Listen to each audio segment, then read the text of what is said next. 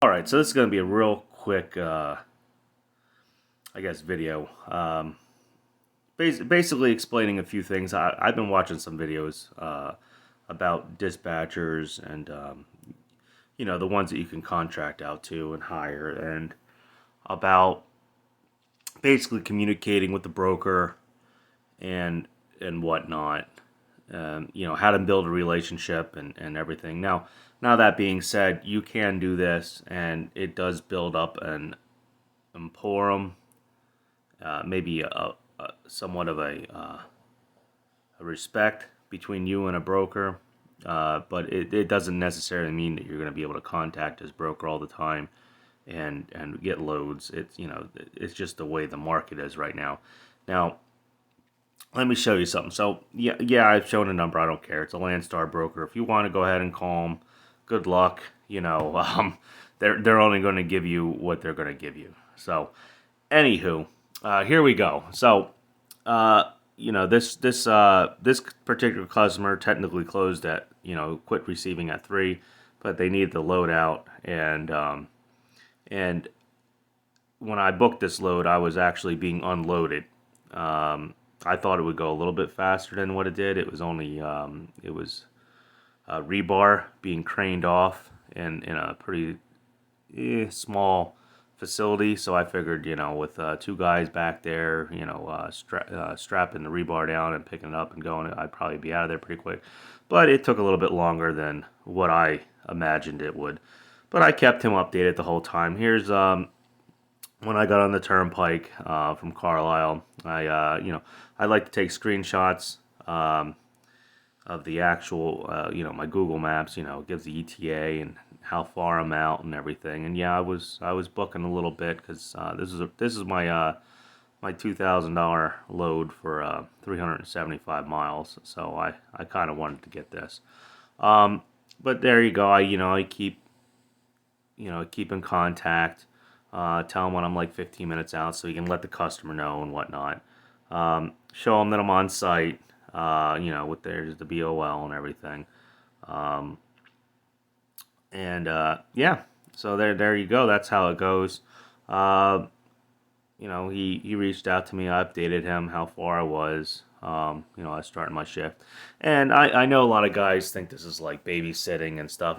To be honest, I'd rather have the broker text me than call me constantly.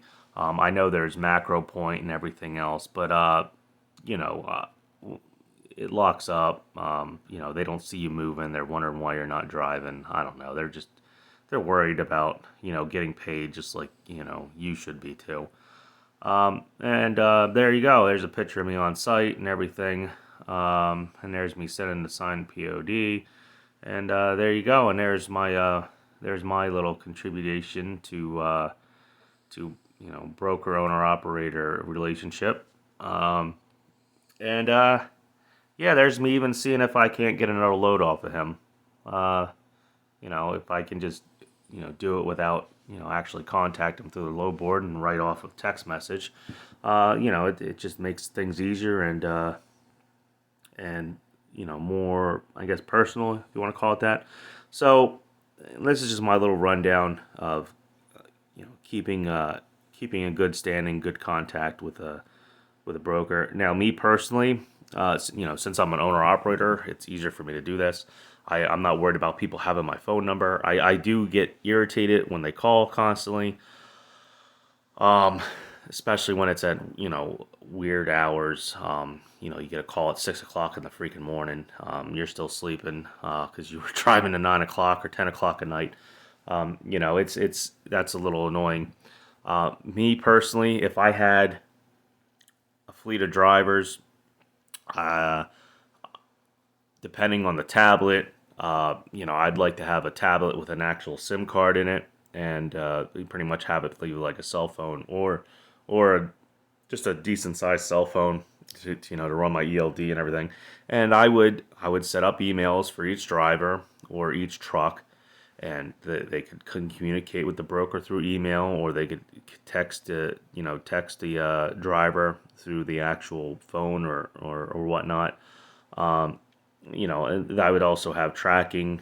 But I wouldn't really. A lot of people get irritated with giving out their personal number and having to talk to these guys. Me, hey, I want tracking on my Amazon parcel. I like to check on it and see where it's at and everything. And if something goes wrong, you try to call somebody, you can't get a hold of anybody. Nobody knows what's going on, and that irritates me. So, when you have a load that's valued at $100,000 plus, I guess I would be a little irritated too if I didn't know exactly where it was at all times and who was moving it.